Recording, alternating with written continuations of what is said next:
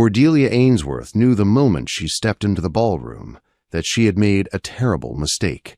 The air inside Landon House was thick with perfume, heat, and expectation. Crystal chandeliers blazed overhead, scattering golden light across polished marble floors.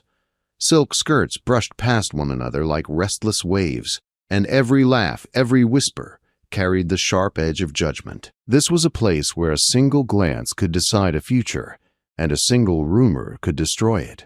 Cordelia did not belong here. She stood near the far wall, half hidden by a towering fern and a marble pillar, her gloved fingers wrapped tightly around an untouched glass of lemonade.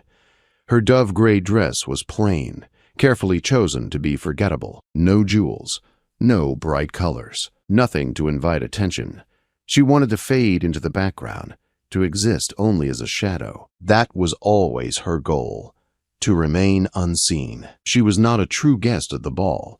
She was here as her cousin Caroline's paid companion. Caroline was beautiful, careless, and loud in all the ways Cordelia could never afford to be. Caroline's parents had hired Cordelia for one reason only: to watch her, to guide her, to keep her from ruining her chances of securing a wealthy match. The money Cordelia earned kept her mother and younger sister fed and housed. That fact alone anchored her feet to the floor, even as every instinct begged her to run. Her task tonight had been simple: keep Caroline focused on Baron Ashworth, a dull but very rich man, and away from reckless officers and charming nobodies. For hours, Cordelia had done exactly that. She had hovered, redirected, smiled politely, and endured. But now, Caroline had escaped. Cordelia spotted her cousin across the room, laughing too loudly, her pink gown glowing as she accepted a glass of champagne from a young officer. Panic tightened Cordelia's chest. One wrong choice from Caroline could undo months of careful planning. Cordelia set her glass down and moved. She slipped along the edge of the ballroom, keeping her head low, her movements quiet. She passed clusters of gossiping ladies and pompous gentlemen without being noticed. This was what she was good at, being invisible. Then she saw him. He stood alone, separate from the crowd, as if the room itself bent around him. Tall, broad, dressed in severe black with not a hint of decoration. His posture was rigid, his expression carved from stone. The Duke of Blackwood. Even from a distance, his presence chilled her. Conversations near him were hushed. Laughter softened. People looked, then looked away. They called him the Winter Duke. They said he never smiled, that he never danced, that he touched no one, that his estates in the north were as cold and unforgiving as the man himself. Cordelia felt a shiver trace her spine. A man like that did not notice women like her, and that was exactly how she wanted it. She turned her focus back to Caroline, but fate had other plans. Lady Henrietta Finch stepped directly into Cordelia's path. "Watch yourself," Lady Henrietta snapped without looking at her, eyes fixed across the room. Cordelia murmured an apology, heat rushing to her face. The delay cost her everything. Caroline reached the officers and laughed again, louder than before. Failure burned in Cordelia's chest. She could not fix this now. All she wanted was air. Her gaze locked onto a side door near the musician's platform. A terrace. Escape. She turned sharply and hurried toward it, skirts gathered in her hands. She was so focused on leaving that she did not see the man moving toward her from the opposite direction. She took one final step and collided with something solid. The impact knocked the breath from her lungs. She stumbled backward, heart pounding, certain she was about to fall. Strong hands caught her arms. They were steady, firm, unyielding. Cordelia gasped and looked up. Cold blue eyes stared down at her. The Duke of Blackwood. For a moment, the world vanished. The music dulled. The voices faded. There was only the heat of his grip through her gloves and the weight of his gaze pinning her in place. His eyes were not angry. They were assessing, sharp, as if she were a problem to be solved. "My lord," she whispered, panic flooding her voice. "Forgive me. I was not watching where I was going." He did not release her. His gaze swept over her plain dress, her bare throat, her flushed face. A muscle twitched in his jaw. "Evidently," he said, His voice was deep and emotionless. Final. She became painfully aware of the stares around them. Whispers began to stir. The most powerful man in the room was holding a nobody in the middle of the floor. Shame burned hot. "If you would release me, Your Grace," she said carefully, lifting her chin, "I would not wish to detain you." Something flickered in his eyes. Surprise, perhaps. Slowly, he let go. Cordelia stepped back at once, rubbing her arms as if to erase his touch. She glanced around and felt her stomach drop. Lady Henrietta Finch was staring at them, fury blazing in her eyes. She moved forward with sharp grace, scarlet silk swaying. "There you are, Alaric.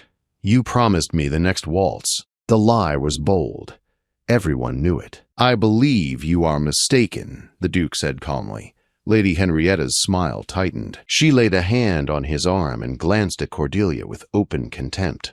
"Surely you were not distracted by this." Cordelia's patience snapped. "The Duke was kind enough to stop me from falling," she said evenly. "After I was pushed in your direction." Lady Henrietta froze. The Duke said nothing, but Cordelia saw it, a brief glint in his eyes. Amusement. Before the moment could explode further, Caroline rushed up, cheeks flushed. "Cordelia, there you are," she chirped. "Lieutenant Abernathy has invited us to the regatta." Cordelia forced a smile and took her cousin's arm. "We must speak." She curtsied stiffly and turned to leave. "Wait." The single word stopped her cold. She turned back. The Duke's gaze fixed on her. "You have not told me your name."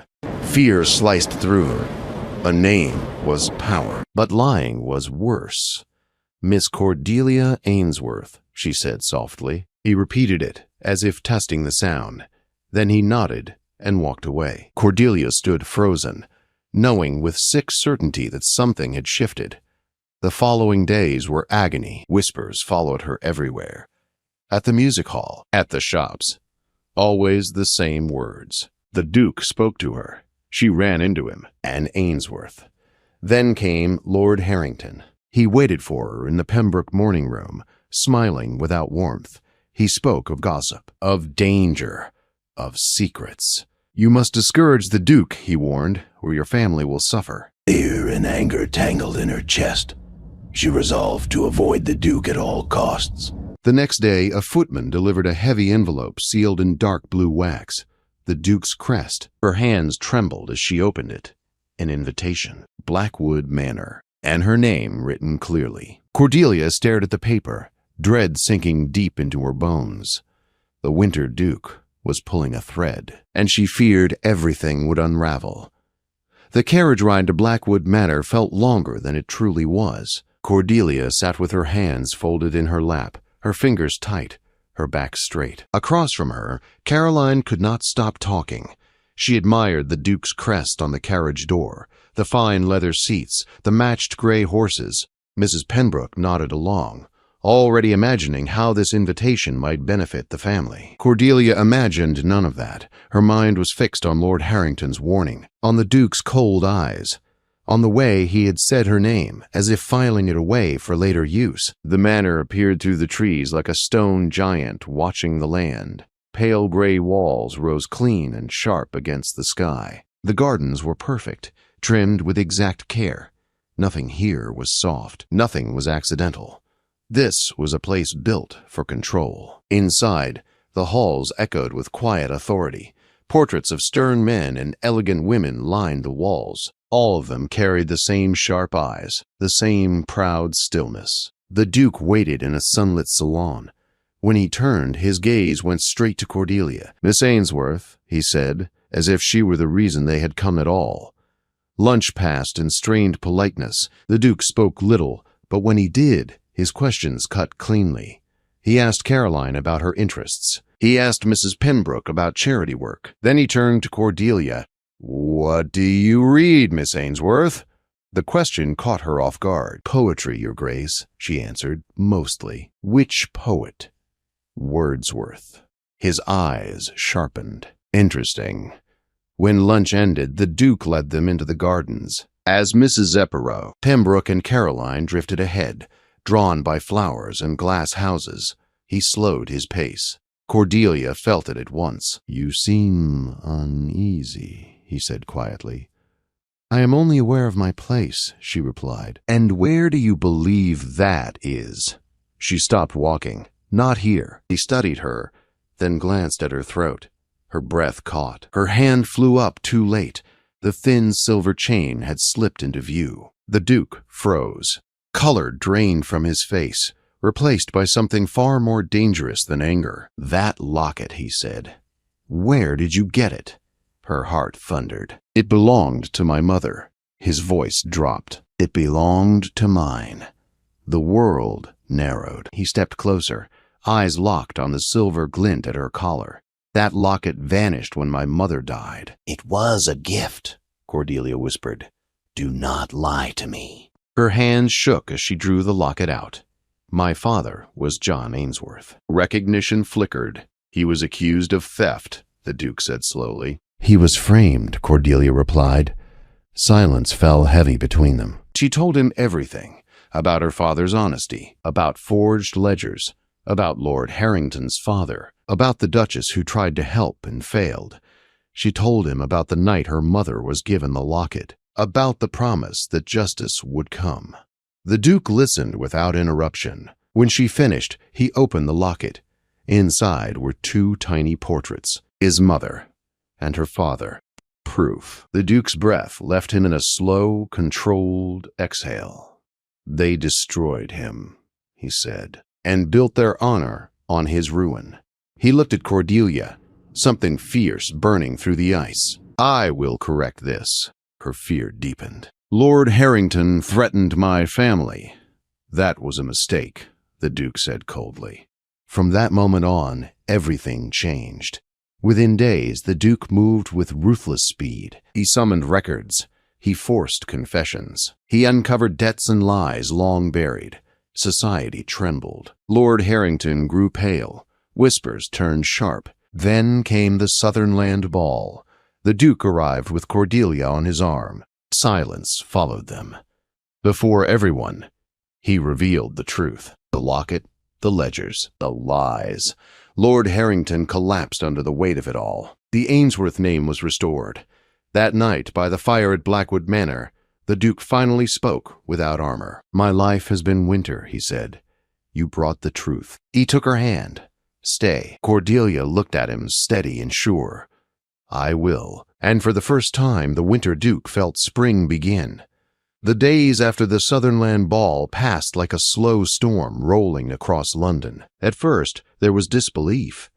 People whispered that the Duke of Blackwood had gone mad, that grief or pride had finally cracked his cold control. Others said he had been tricked by a clever girl spinning a sad story. But the whispers did not last long. The evidence was too solid. Ledgers appeared. Names were spoken aloud in rooms where silence had protected them for decades. Servants who had been paid to forget suddenly remembered.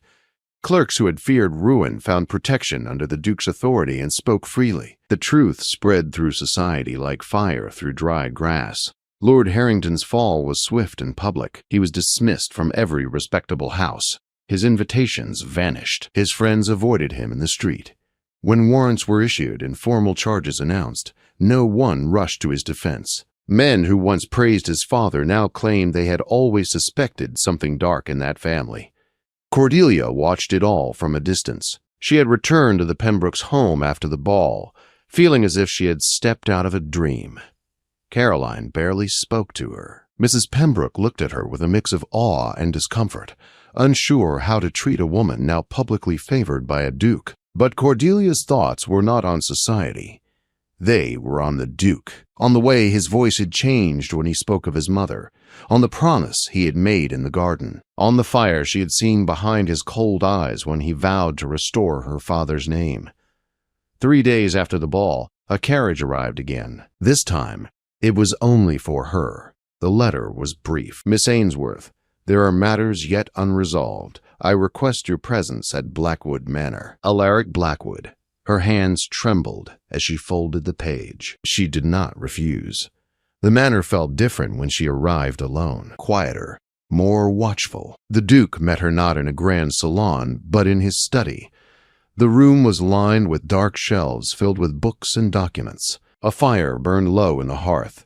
He stood by the window when she entered, his back straight, his hands clasped behind him. "Thank you for coming," he said. She nodded. "You asked for me." "Yes." He gestured to a chair, then sat across from her. For a moment, neither spoke. "I have completed the inquiry," he said finally. "Your father's name has been formally cleared. The records will be corrected. His conviction will be erased." The words hit her harder than she expected. Her breath caught. Her vision blurred. "Thank you," she whispered. "It was long overdue," he replied. "Justice delayed is still justice owed." She swallowed. "And Lord Harrington? He will face trial. His influence is gone." Silence fell again. Cordelia gathered her courage. "Why did you call me here, Your Grace?" He looked at her directly. "Because this is not only about the past." Her pulse quickened. "I have lived my life believing control was strength," he continued. "I kept emotion at a distance. I believed it made me weak." He paused, jaw tight. "You shattered that belief." She did not speak. "When you stood in that garden and told me the truth, you did not beg," he said. "You did not flatter. You faced me with nothing but honesty. Few people have ever done that." He stood and moved closer. "My mother believed in your father," he said quietly. "And through you, I have come to understand her better than I ever did in life." Emotion tightened his voice. "I owe you more than gratitude." Cordelia rose slowly to her feet. "I never wanted your favor," she said. "I only wanted the truth known." "I know," he replied. "That is why this matters." He stopped a few steps away. "I am not asking you to stay out of obligation," he said. "I am asking because I want you here. Because my life, as it was, feels empty now that I see it clearly." She searched his face. The cold mask was gone. In its place was something careful, earnest. "And if I refuse?" she asked softly. He did not hesitate. "Then I will accept it. But I would regret it for the rest of my life." Her heart pounded. She thought of years spent shrinking herself, of hiding, of fear, of silence. And she thought of the fire she had seen in him when he stood for her father. "I will stay," she said. Relief crossed his face, quick and unguarded. Life at Blackwood Manor changed them both. Cordelia was no longer a shadow. She walked the halls freely. She read in the library. She spoke her thoughts without fear. Servants treated her with respect, guided by the Duke's clear regard for her. And the Duke changed, too. Slowly, carefully, he softened. He laughed once, surprised by the sound of it himself. He listened when she spoke of her childhood. He asked about her mother. He shared stories of his parents, memories he had locked away. They spent evenings by the fire, talking quietly, building something steady and real. Society, of course, noticed. Whispers returned, but they were different now. The Duke walks with her daily. He listens to her. He smiles. Lady Henrietta Finch left London early that season. When the Duke finally spoke of marriage, he did not do it with spectacle. They were in the garden, where everything had changed. "I will not promise you perfection," he said. "Only honesty, loyalty, and a life where you will never be small again." Cordelia met his gaze. "I do not need perfection," she said. "I need truth." They were married quietly, without grand display. But the meaning of it echoed loudly. The companion became a duchess. The disgraced name became honorable. The Winter Duke found warmth not in power, but in partnership. Years later, when people spoke of them, they did not speak of titles. They spoke of a woman who refused to stay silent and a man who learned that love was not weakness. It was the strongest force he had ever known.